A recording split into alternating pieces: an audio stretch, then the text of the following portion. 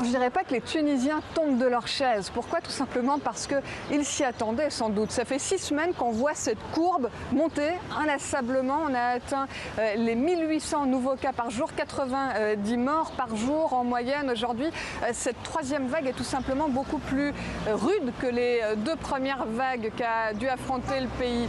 Alors on a assisté à une sorte de bras de fer ces dernières semaines. Il y avait d'un côté les spécialistes qui disaient il faut un confinement général, et puis de l'autre le Premier ministre tunisien qui disait non, le pays ne peut pas le supporter, l'économie du pays ne peut pas supporter un confinement général tel qu'on l'a vécu l'an dernier. Et finalement, le Premier ministre a dû tout simplement, face à cette situation sanitaire, changer d'avis.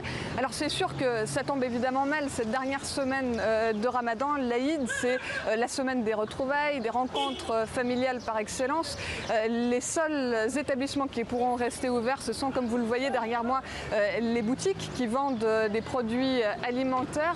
Les Tunisiens vont jouer le jeu pendant une semaine, mais ce qu'ils craignent par-dessus tout, c'est qu'ensuite le confinement général puisse être prolongé, d'autant plus que seuls 2% de la population tunisienne est pour l'heure vaccinée.